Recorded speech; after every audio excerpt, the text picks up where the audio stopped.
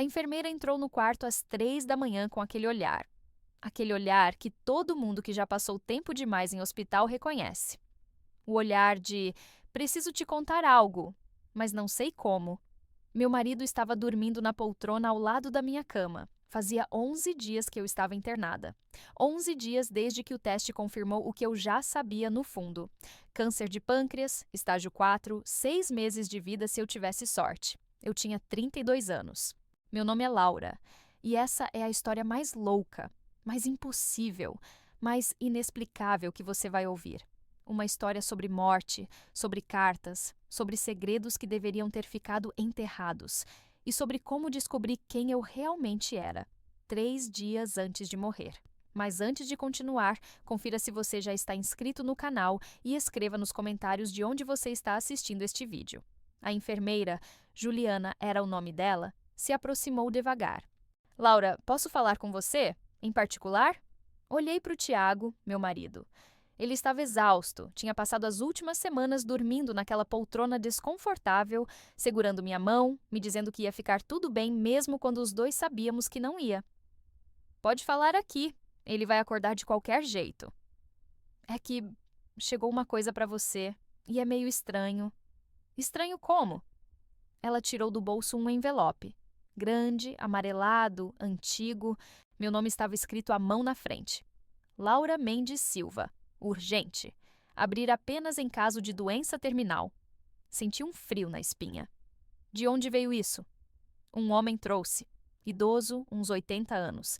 Disse que era advogado, que tinha sido instruído a entregar isso para você caso você algum dia ficasse em condição terminal. Ele disse que estava esperando há 32 anos por esse momento. 32 anos? Eu tenho 32 anos. Eu sei, por isso é estranho. Peguei o envelope com mãos trêmulas. Estava pesado. Tinha algo dentro além de papel.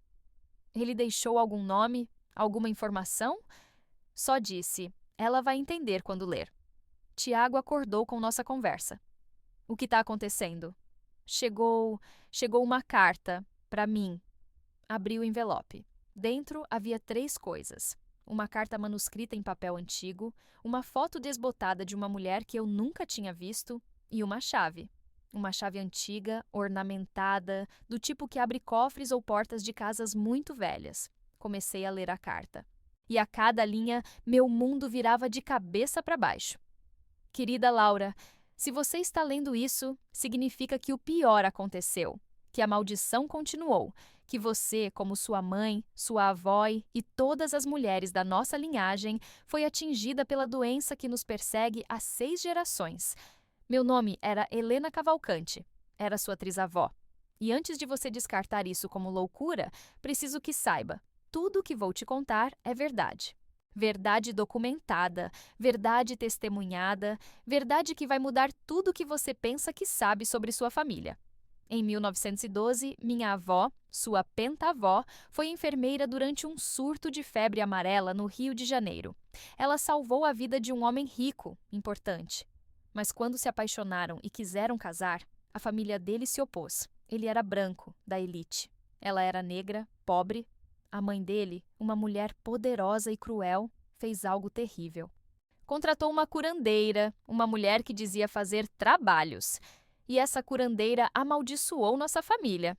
Nenhuma mulher do seu sangue verá seus filhos crescerem. Todas morrerão jovens, levadas pelo próprio corpo que as trai. Soa como superstição, não é? Eu também achei, até começar a pesquisar. Minha avó morreu aos 29 anos, câncer de útero. Minha mãe morreu aos 31, câncer de mama. Eu morri aos 28, câncer de pulmão. Sua bisavó morreu aos 30, câncer de fígado. Sua avó morreu aos 33, leucemia. Sua mãe foi adotada, Laura. Você nunca soube. Ela morreu quando você tinha 2 anos. Câncer de ovário. Tinha 31 anos, 6 gerações. Todas as mulheres, todas mortas de câncer antes dos 35 anos, todas deixando filhas pequenas para trás. A matemática não mente. As probabilidades não mentem. Isso não é genética normal. É algo mais. E antes de morrer, eu dediquei minha vida a encontrar uma forma de quebrar isso, de salvar você. A chave que está nesse envelope abre um cofre no Banco Safra, Agência Centro, Rio de Janeiro, número 1247. Lá dentro está tudo: documentos, pesquisas e algo que eu encontrei. Algo que pode salvar você. Não tenho tempo de explicar tudo aqui. Morrendo, o corpo não colabora. Mas vá. Pegue o que está no cofre. Leia tudo. E talvez você seja a primeira de nós a quebrar essa maldição. Com todo o meu amor e desespero, Helena Cavalcante, escrito em 13 de março de 1993. Terminei de ler e fiquei olhando para o papel em choque absoluto. Laura? Tiago tocou meu braço. O que é isso? O que está escrito? Eu não sei. Não pode ser real. Não pode. Se você está aprendendo a respiração com essa história, deixe seu like para me ajudar a continuar trazendo essas histórias reais que tocam o coração. Passei o resto daquela noite pesquisando. Tiago me ajudou. Ele achou que eu estava delirando por causa dos remédios, mas me ajudou mesmo assim. Começamos com minha mãe. Eu sabia que ela tinha morrido quando eu era bebê, mas nunca souberam me dar detalhes. Meu pai não gostava de falar sobre isso. Foi rápido, ela não sofreu muito. Era tudo o que dizia. Tiago conseguiu a certidão de óbito online. Causa da morte, câncer de ovário. Idade, 31 anos. Ok, mas isso não prova nada, ele disse. Câncer acontece. Continua procurando. Ele achou a certidão de nascimento da minha mãe. E ali estava, adotada por José Silva e Carmen Silva em 15 de junho de 1962. Minha mãe tinha sido adotada. Eu nunca soube. Por que ninguém nunca me contou? Liguei para o meu pai. Eram 5 horas da manhã, mas liguei mesmo assim. Laura, o que aconteceu? Você tá bem? Pai, por que você nunca me contou que a mãe foi adotada? Silêncio. Um silêncio longo, pesado. Quem te contou isso? Isso importa? Por que você escondeu? Porque sua mãe pediu. Ela não gostava de falar sobre isso. Os pais biológicos dela abandonaram ela quando era bebê. Foi criada pelos meus sogros. Era um assunto doloroso. E você sabe alguma coisa sobre a família biológica dela? Não, sua mãe nunca quis saber. Por que você está perguntando isso agora? Depois eu explico. Desliguei e olhei para Tiago. É verdade, minha mãe foi adotada. E se o resto também for? Passamos as horas seguintes rastreando. Tiago era jornalista, sabia como investigar. Achou obituários antigos digitalizados, certidões de óbito em cartórios que tinham colocado os registros online. E achamos, um por um. Achamos todas elas. Ana Cavalcante, minha bisavó. Morreu em 1954 aos 30 anos. Causa: câncer de fígado. Maria Cavalcante, minha trisavó. Morreu em 1922 aos 29 anos. Causa: câncer de útero. Júlia Cavalcante morreu em 1889 aos 28 anos. Causa: tumor maligno nos órgãos internos. 6 gerações. Todas confirmadas, todas mortas de câncer antes dos 35 anos. Laura, isso é estatisticamente impossível, Tiago disse, olhando os documentos espalhados na cama do hospital. Mesmo com predisposição genética, isso não faz sentido. Eu sei. Você realmente acha que é... o quê? Maldição? Você tem explicação melhor? Ele não tinha. Ninguém teria. Minha médica, doutora Beatriz, entrou no quarto na hora da visita matinal. Mostrei os documentos para ela. Olha isso, 6 gerações da minha família. Todas morreram de câncer jovens. Isso não é estranho? Ela analisou os papéis, a testa franzida. É incomum, muito incomum. Sugere predisposição genética extrema. Vocês já fizeram teste genético? Fiz, quando descobri o câncer. Negativo para BRCA1, BRCA2, todos os marcadores conhecidos. Então não é genético, nos padrões que conhecemos. Pode ser outra coisa? Algo que a medicina não conhece ainda? Ela hesitou. Teoricamente, pode haver mutações genéticas ainda não catalogadas, mas 6 gerações, todas com câncer terminal jovens? Nunca vi nada parecido na literatura médica. E se não for genético, se for ambiental ou outra coisa? Outra coisa como o quê? Não respondi. Como você fala para sua médica que acha que sua família está amaldiçoada? Depois que ela saiu, Olhei para a chave na minha mão. Pequena, antiga, ornamentada. A gente precisa ir nesse banco, eu disse. Laura, você mal consegue sair da cama. Os médicos disseram. Eu sei o que os médicos disseram, que tenho 6 meses no máximo, que não há tratamento, que é só questão de tempo. Segurei a mão dele. Se existe uma chance, apenas uma, de que tem algo naquele cofre que pode me ajudar, eu preciso tentar. E se for só, sei lá, documentos antigos, pesquisas que não levam a nada? Então, pelo menos eu tentei. Ele olhou nos meus olhos e assentiu. Tá bom, vamos pro rio. Me conta nos comentários. Você acredita em maldições? Em coisas que a ciência não explica? 2 dias depois, estávamos no Rio de Janeiro. Eu contra as ordens médicas, dopada de remédios para dor em cadeira de rodas. Tiago empurrando, meu pai do outro lado. Ele tinha insistido em ir junto quando contei tudo. O Banco Safra no centro era um prédio antigo, imponente. Entramos e pedimos para acessar o cofre 1247. O gerente, um homem de uns 60 anos, olhou para a chave e depois para mim. Esse cofre está registrado há 32 anos. Pagamento automático da anuidade. Nunca foi aberto desde que foi lacrado. 32 anos, meu pai repetiu. Laura tinha acabado de nascer. A titular era Helena Cavalcante, falecida, mas deixou instruções de que apenas uma pessoa poderia acessar. Laura Mendes Silva, com a chave. Ele nos levou até a sala de cofres. Paredes de metal, silêncio absoluto. Encontrou o número 1247 e esperou. Coloquei a chave na fechadura. Minhas mãos tremiam tanto que Tiago teve que ajudar. Giramos juntos. Clique. A porta abriu. Dentro, uma caixa de metal. Pesada. Tiago a pôs no meu colo e me levou para uma sala privativa. Abri e lá dentro estava um diário. Grosso, encadernado em couro, páginas amareladas. 2. Documentos médicos, décadas de documentos médicos de todas as mulheres da família. 3. Fotografias antigas de mulheres que eu nunca tinha visto, mas que tinham meu rosto, meus olhos, meu sorriso. 4. E um frasco. Pequeno, de vidro escuro, com um líquido esverdeado dentro. Uma etiqueta escrita à mão. Contra a amaldiçoaria, última esperança. Tomar na lua cheia mais próxima do diagnóstico. Isso é loucura, meu pai disse.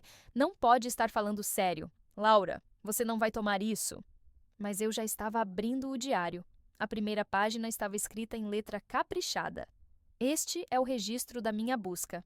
Uma busca de 15 anos para salvar minha filha, minha neta, minha bisneta, todas as que viessem depois de mim.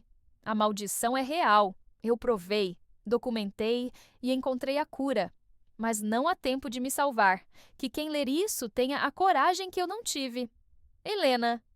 Comecei a ler. Folha após folha. Era a história completa. Helena tinha começado a investigar quando foi diagnosticada, aos 27 anos. Tinha pesquisado a família, encontrado o padrão. E então tinha ido mais fundo. Ela encontrou a descendente da curandeira que tinha feito a maldição original. A mulher, já idosa nos anos 80, confirmou tudo. Sua avó realmente tinha sido contratada para amaldiçoar a família Cavalcante. Era trabalho de sangue, a mulher tinha dito.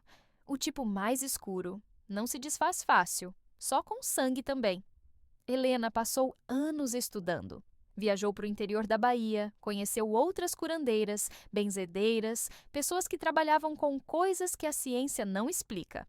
E uma delas deu a resposta. Sangue por sangue, vida por vida. A maldição foi feita com sangue da primeira vítima. Só pode ser quebrada com sangue da última. Helena não entendeu na época, mas continuou pesquisando. E descobriu algo sobre plantas medicinais, sobre ervas que mexem com DNA, com células. Ela trabalhava com uma botânica, uma cientista que estava estudando plantas da Amazônia com propriedades anti-câncer. Juntas, criaram uma fórmula experimental, não testada, perigosa. A fórmula continha compostos de 3 plantas raras, misturadas com sangue dela mesma. A ciência diria que é placebo, que não funciona. Mas eu vi células cancerígenas morrerem em laboratório quando expostas a isso. Vi com meus próprios olhos. Mas quando fui tomar, era tarde demais. O câncer tinha se espalhado tanto que meu corpo não aguentaria a reação. Então guardei. Guardei para a próxima. Para você. Tem que tomar cedo, logo após diagnóstico, antes que se espalhe demais. Na lua cheia, como os antigos diziam. E tem que acreditar. Tem que realmente acreditar. Se funcionar, você vai ficar muito doente, por dias, mas vai sobreviver, vai quebrar a maldição, vai viver. Se não funcionar, bem, você já está morrendo mesmo, não tem nada a perder. Fechei o diário. Olhei para o frasco. Laura, você não pode estar considerando isso, meu pai disse. Mas eu estava, porque ele estava certo. Eu não tinha nada a perder. Deixe eu ver isso. Tiago pegou o frasco. Pode ser veneno, pode matar você mais rápido. Eu já estou morrendo. Mas isso pode acelerar, ou pode salvar. Meu pai estava pasmo, andando em círculos.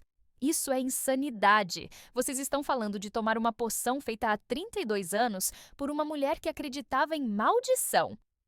Pai, você viu os documentos. 6 gerações, todas mortas da mesma forma. Como você explica isso? Genética, azar, qualquer coisa menos magia. E se não for azar? E se existem coisas que a gente não entende? Ele não tinha resposta. Levamos o frasco para analisar.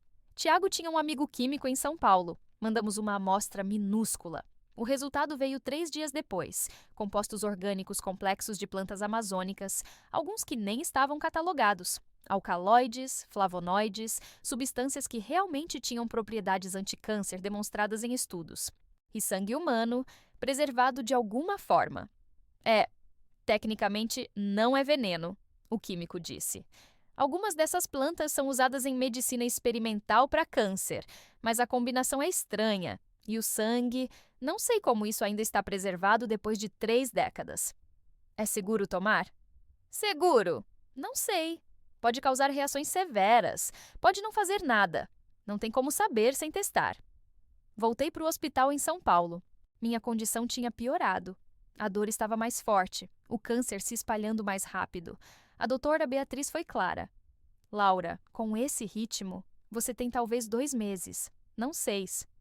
E se eu tomar algo experimental, não testado? Depende do que é. Se for droga oncológica nova, é diferente. Mostrei o frasco para ela. Expliquei tudo. A maldição, as gerações de mulheres, a fórmula da minha trisavó. Para minha surpresa, ela não riu. Não me chamou de louca. Sabe, Laura, medicina tem muita coisa que a gente não entende. Remissões espontâneas que não fazem sentido. Tratamentos tradicionais que funcionam, mas não sabemos exatamente por quê. Ela olhou para o frasco. Algumas dessas plantas realmente têm propriedades anticâncer. Estão em testes clínicos. Você acha que pode funcionar? Acho que não tenho resposta, mas sei que você não tem muito a perder. Se eu tomar, você pode monitorar, ver o que acontece? Posso. Mas, Laura, se começar a te matar, não sei se consigo parar. Eu entendo. Eu aceito o risco. Tiago estava contra. Meu pai estava contra. Minha médica estava 50-50. Mas eu estava decidida. A lua cheia era em 3 dias. 15 de outubro. Passei esses 3 dias lendo e relendo o diário de Helena, conhecendo a mulher que tinha dedicado os últimos anos de vida tentando salvar descendentes que ela nunca conheceria. Ela tinha sido professora, tinha tido uma filha aos 23, minha bisavó. Quando foi diagnosticada aos 27, não pensou nela mesma. Pensou na filha, nas netas que viria. Em mim. Uma das últimas entradas do diário me fez chorar. Hoje fui ao laboratório pela última vez. Não tenho mais força para continuar. O câncer venceu meu corpo, mas não venceu meu propósito. Lacrei a fórmula, deixei instruções, entreguei tudo para o advogado com ordens claras. Quando uma mulher da família Cavalcante for diagnosticada com câncer terminal, entregue isso a ela. Esperei que fosse minha filha, mas ela morreu antes de ter a chance. Foi rápido demais. Espero que seja a neta, ou a bisneta, ou quem quer que seja. Espero que tenha coragem. Espero que acredite, porque se não acreditar, não vai funcionar. É parte da magia. Tem que entregar, tem que ter fé. Estou morrendo, mas morro sabendo que deixei uma chance, uma esperança. Para você, quem quer que seja. Viva por nós, por todas que não puderam. Na noite de 15 de outubro, lua cheia brilhando pela janela do hospital, eu peguei o frasco. Última chance de mudar de ideia, Tiago disse, segurando minha mão. Não vou mudar. Abri o frasco. O líquido era verde escuro, espesso, com cheiro de terra e algo adocicado. Por Helena, sussurrei, por todas vocês. E bebi. Se você está na ponta da cadeira, deixe seu like e se inscreva no canal. O gosto era terrível. Amargo, metálico, como se estivesse bebendo terra misturada com sangue, que era basicamente o que era. Por 5 minutos, nada aconteceu. Tiago e a doutora Beatriz me observavam, monitores apitando meus sinais vitais. Como você se sente? A médica perguntou. Normal, acho que não fez nada. E então bateu. Dor. Dor como nunca tinha sentido. Como se cada célula do meu corpo estivesse sendo incendiada por dentro. Gritei. Os monitores dispararam. A doutora Beatriz chamou a equipe. Laura, o que está acontecendo? Onde dói? Tudo está doendo. Minha temperatura subiu. 39 graus, 40, 41. Ela está queimando. Precisamos resfriar. Me cobriram de gelo, mas o fogo vinha de dentro. Eu conseguia sentir algo percorrendo minhas veias, atacando, destruindo. Convulsionei. 1 vez. 2 vezes. Diazepam, agora! Injetaram remédio para parar as convulsões, mas não parava. Meu corpo estava em guerra contra si mesmo. Tiago estava gritando. Meu pai estava chorando. A equipe médica estava em pânico. Pressão caindo, 90 por 60. Frequência cardíaca 140. Ela não está respondendo. E então, escuridão. Desmaiei. Ou morri. Não sei dizer. O que sei é que tive sonhos, ou visões, ou alucinações da febre. Vi elas, todas elas. As 6 gerações de mulheres que tinham morrido antes de mim. Estavam em círculo, vestidos de épocas diferentes, rostos que eu reconhecia das fotos, mas que nunca tinha visto em vida. E Helena estava lá, na frente. Mais nova do que na foto, saudável, sorrindo. Você veio, ela disse.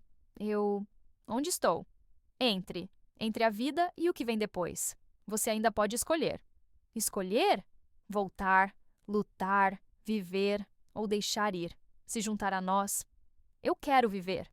Então você tem que lutar. A fórmula está funcionando, está matando o câncer, mas está matando você também. Seu corpo precisa ser forte o suficiente para sobreviver à cura. E se não for? Então você vai nos encontrar de novo, logo. As outras mulheres se aproximaram. Minha mãe. Eu a reconheci mesmo nunca tendo memórias dela. Tinha meu rosto, meus olhos. Filha, ela disse, tocando meu rosto. Eu sinto tanto por ter te deixado, mas você pode quebrar isso. Pode ser a primeira a viver. Como? Acredita. Acredita que merece viver. Que é mais forte que a maldição. Que seu corpo pode vencer isso. Minha bisavó, trisavó, todas elas me tocaram. E a cada toque sentia calor, força, vontade. Nós estamos com você. Elas disseram em uníssono. Lutamos sozinhas. Você não está sozinha. Tem toda a nossa força. Use. E então Helena me abraçou.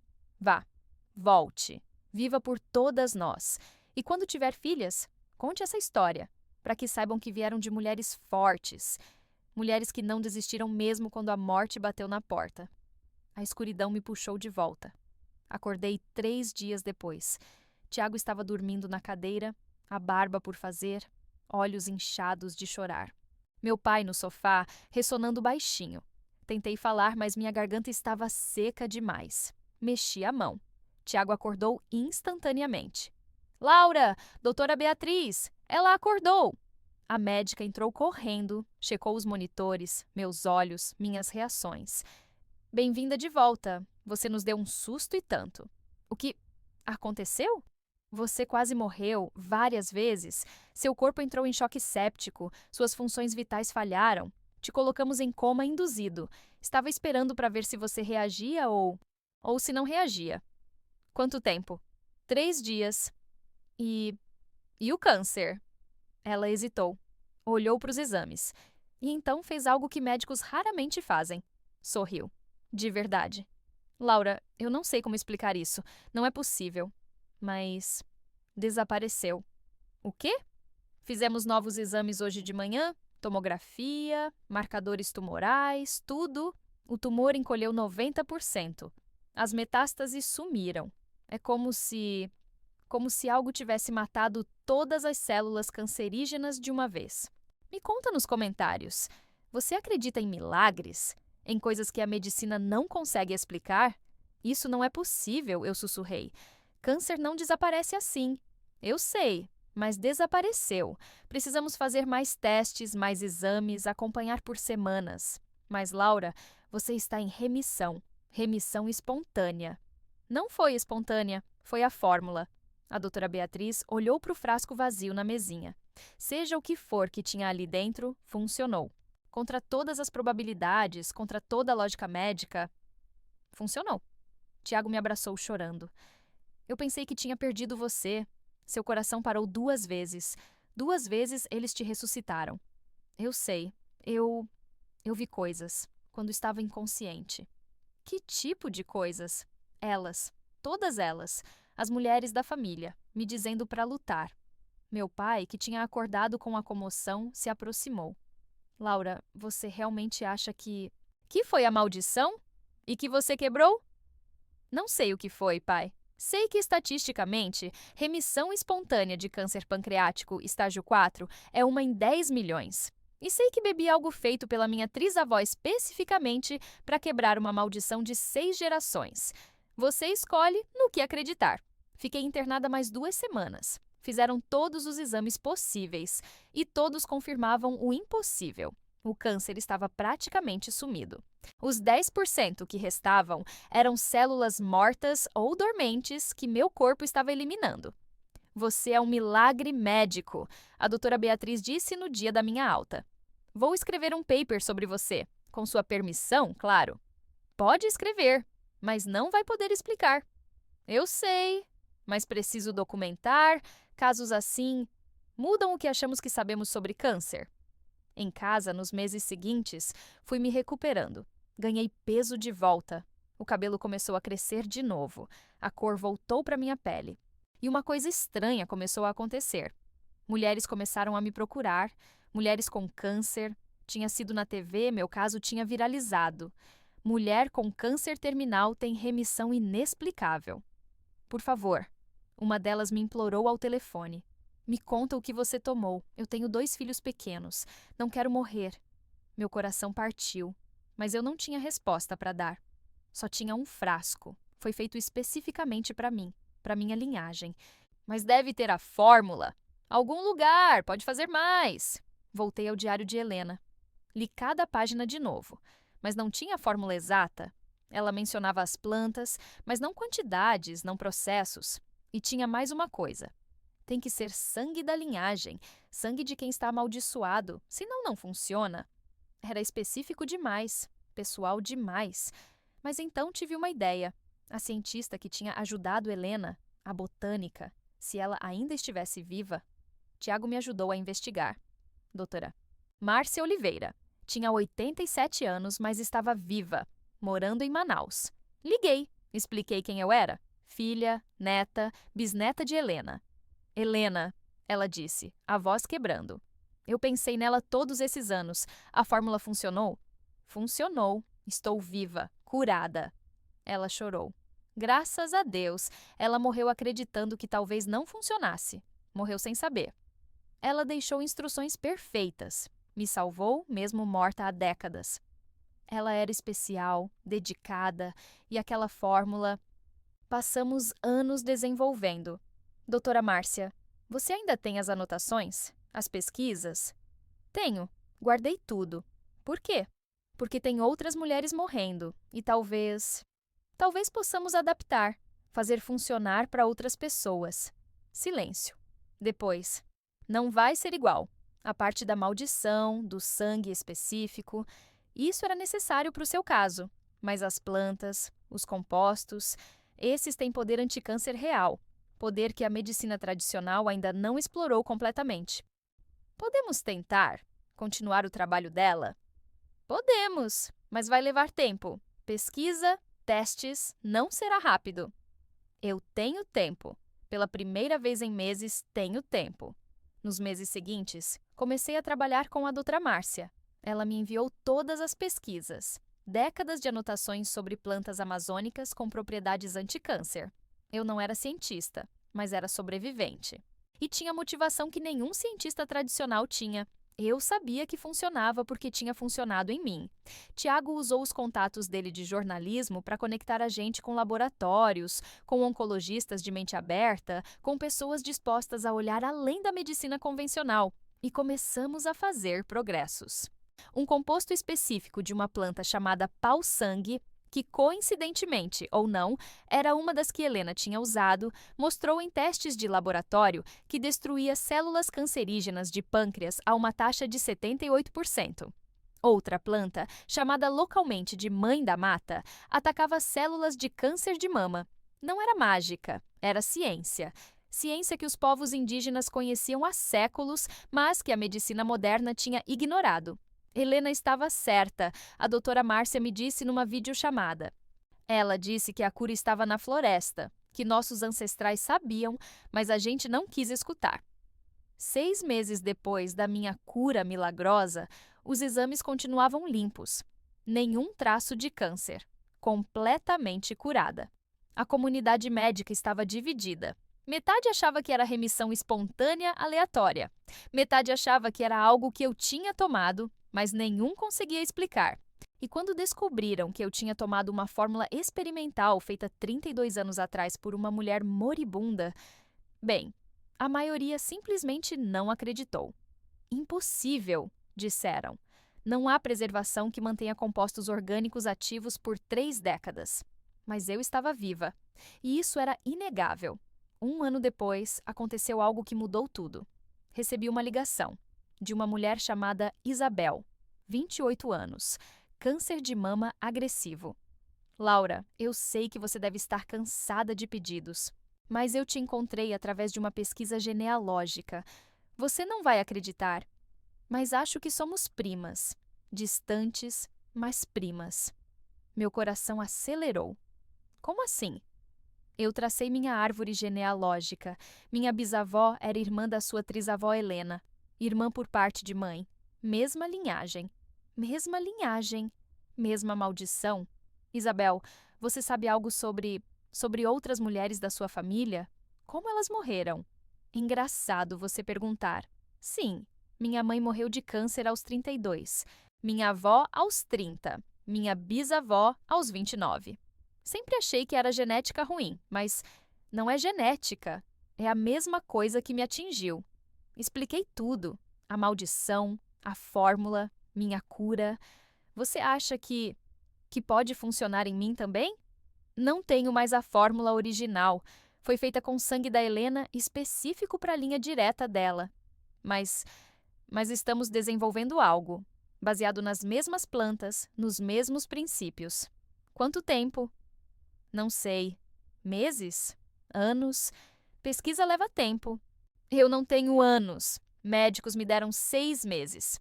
Olhei para Tiago, que tinha ouvido toda a conversa. Ele sabia o que eu estava pensando.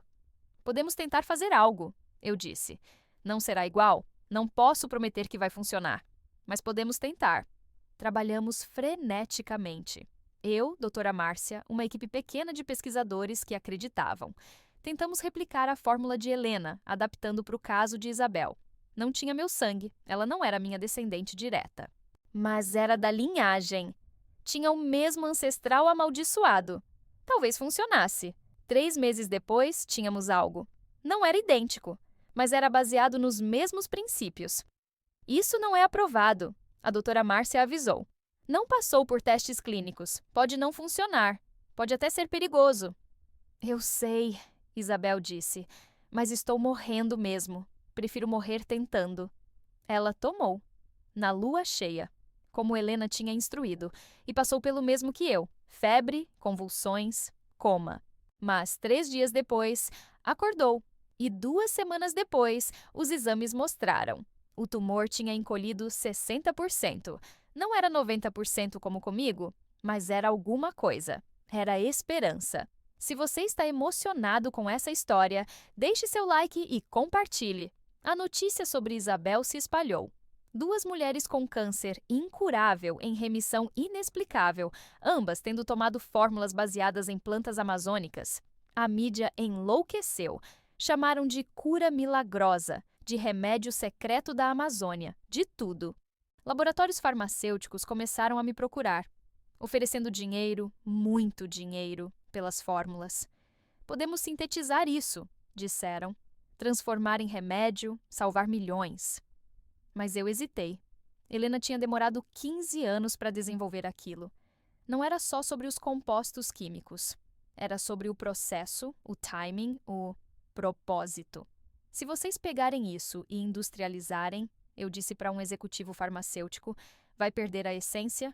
Vai virar só mais um remédio que funciona para alguns e não para outros. Mas podemos ajudar mais pessoas! Ou vão diluir tanto que não vai ajudar ninguém e vão cobrar milhares de dólares por dose. Ele não negou. Decidi fazer diferente. Com a doutora Márcia, criamos uma fundação, Instituto Helena Cavalcante de Pesquisa Oncológica Alternativa. Objetivo: pesquisar medicina tradicional indígena, especialmente plantas com propriedades anti-câncer, e oferecer tratamentos experimentais para quem não tinha mais opções. Não cobrávamos. Tudo era financiado por doações e por alguns investidores que acreditavam na causa. Nos 2 anos seguintes, tratamos 47 pacientes, todos com câncer terminal, todos sem opções convencionais. A taxa de sucesso, 34%. 16 pessoas tiveram remissão parcial ou completa. Não era 100%, mas era 34% a mais que zero. E descobrimos algo fascinante. Funcionava melhor em mulheres, especialmente mulheres com história familiar de câncer, como se a fórmula reconhecesse algo na genética, ou no sangue, ou na história. Um médico oncologista que veio estudar nosso trabalho teve uma teoria. E se não for só as plantas? E se for epigenética? O que é isso?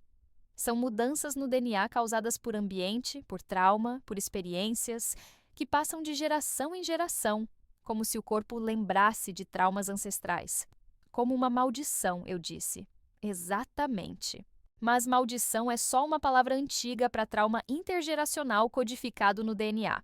E se essas plantas de alguma forma resetam isso, reprogramam as células?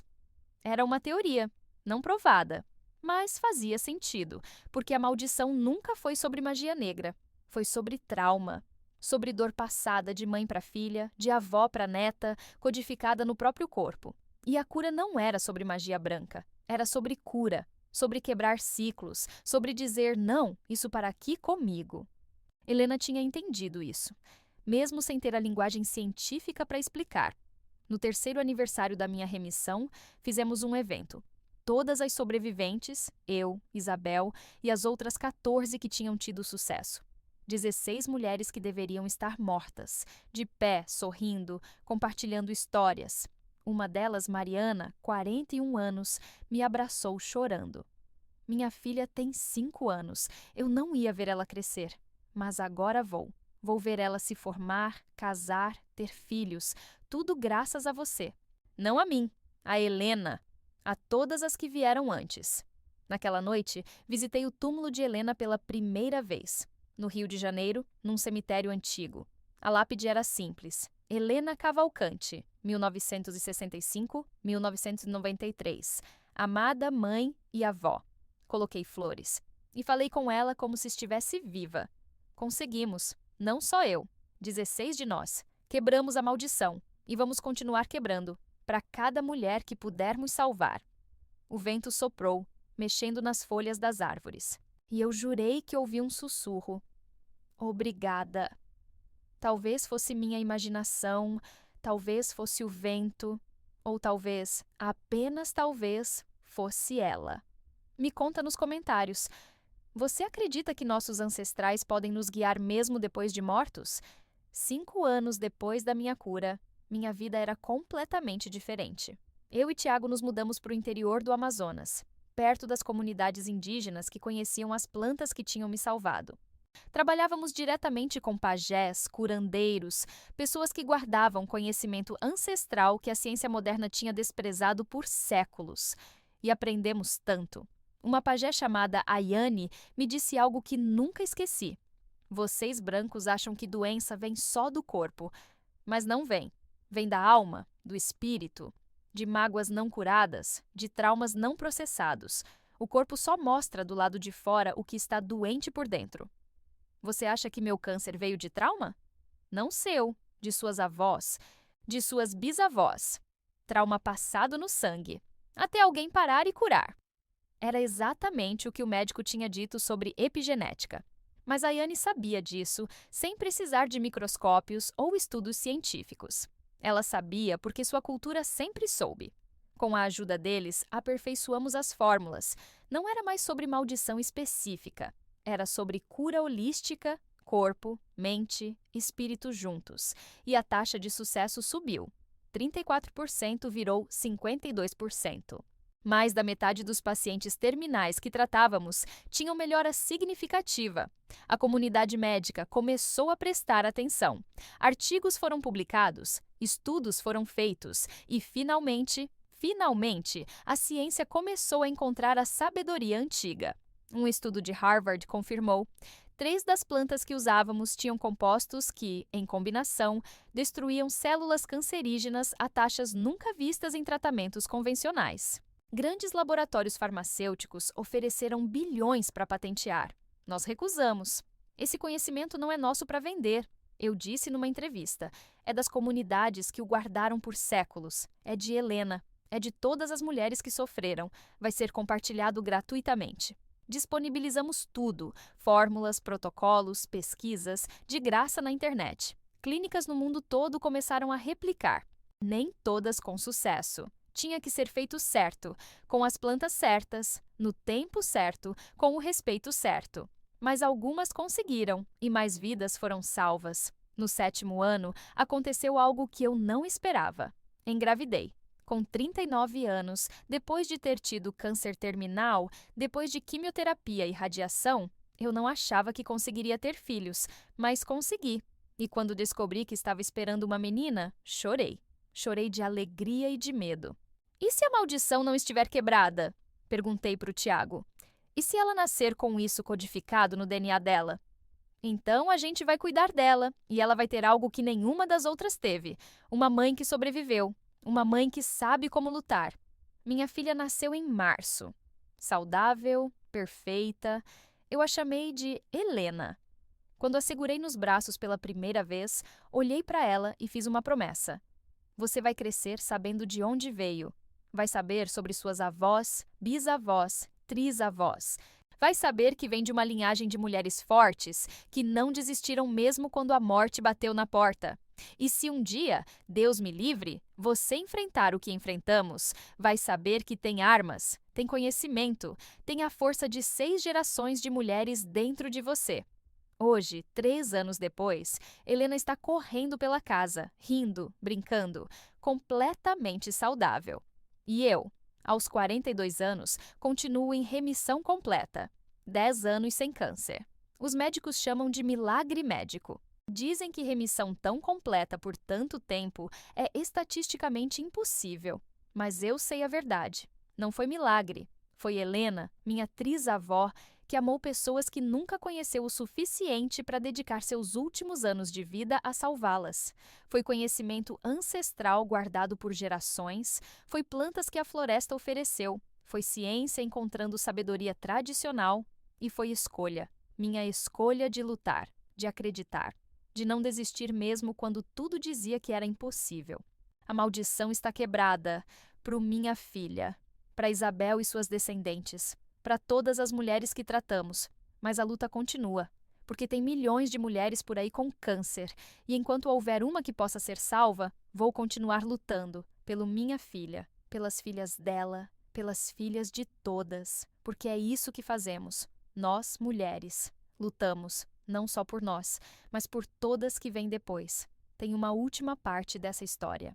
Algo que aconteceu mês passado e que fechou tudo de um jeito que eu nunca imaginei. Recebi um pacote, sem remetente, apenas um endereço antigo no Rio de Janeiro. Dentro, outro diário, mais velho que o de Helena, de 1912. E uma carta. Para quem quebrou a maldição, meu nome era Amélia Cavalcante. Sou sua pentavó, a primeira, aquela que foi amaldiçoada por amar quem não deveria. Se você está lendo isso, significa que conseguiu. Significa que alguém, finalmente, foi forte o suficiente para quebrar o que foi feito a nós. Eu nunca acreditei em maldições, mesmo depois, mesmo vendo minha filha morrer jovem e a filha dela. Achei que era azar cruel, mas no meu leito de morte, aos 68 anos, eu fui a única que viveu porque fui a primeira. Entendi. Não foi maldição jogada por curandeira. Foi trauma. Foi dor. Foi o corpo de cada uma de nós carregando a tristeza, a raiva, a injustiça de não poder amar livremente. Foi nosso próprio corpo nos matando porque não sabíamos como processar a dor. E passou de mãe para filha não por magia, mas por sangue, por memória celular, por coisas que a ciência ainda vai levar décadas para entender. Eu não pude quebrar, não sabia como, mas você quebrou. E ao quebrar, libertou não só a si mesma, libertou todas nós. Porque onde quer que estejamos, se há algo depois dessa vida, agora podemos descansar. Obrigada. De todas nós. Amélia. O diário contava a história completa. Amélia e o homem que amou, a família dele que o separou, a dor dela. Como nunca se casou, mas teve uma filha sozinha, minha tetravó. Como viu essa filha definhar e morrer jovem. Como viu o padrão se repetir. E como, em seus últimos dias, escreveu tudo e deixou instruções para ser entregue a quem quebrar o ciclo. Fechei o diário com lágrimas nos olhos. Aquela noite, reuni todas elas.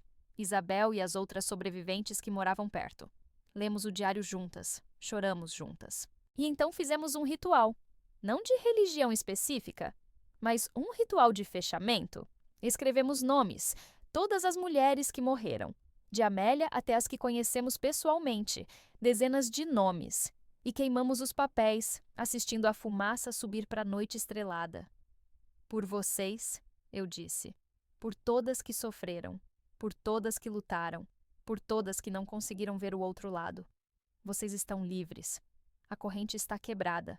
O vento soprou forte, como se estivesse levando as cinzas, levando as dores, levando tudo. E eu jurei, que ouvi vozes no vento, vozes de mulheres sussurrando obrigada. Hoje, o Instituto Helena Cavalcante trata mais de 200 pacientes por ano. Nossa taxa de sucesso está em 61%. Mais da metade das pessoas que chegam terminais saem em remissão. Não é 100%. Talvez nunca seja, mas é 61% a mais de pessoas vivendo, amando, existindo. E cada uma delas carrega a história. Conta para a família, para amigos. Espalha esperança. Porque é isso que essa história é, esperança. Esperança de que não importa quão antiga é a dor, ela pode ser curada. Esperança de que não importa quantas gerações sofreram, o ciclo pode ser quebrado. Esperança de que quando você luta não só por você, mas por todas que vieram antes e todas que virão depois, você se torna imbatível. Se você chegou até aqui, obrigada de coração por me acompanhar nessa jornada. Essa é minha história. A história de como quase morri, mas vivi. De como encontrei uma cura impossível, deixada por uma mulher que nunca conheci, mas que me amou mesmo assim. Deixe seu like, se inscreva no canal e me conta nos comentários. Você já teve um momento em que sentiu que alguém que já morreu estava te protegendo? Um abraço forte e até o próximo vídeo. E lembrem-se, você é mais forte que qualquer maldição, qualquer trauma, qualquer dor. Você tem dentro de você a força de todos os seus ancestrais. Use essa força, lute, viva por você, por quem veio antes, por quem virá depois.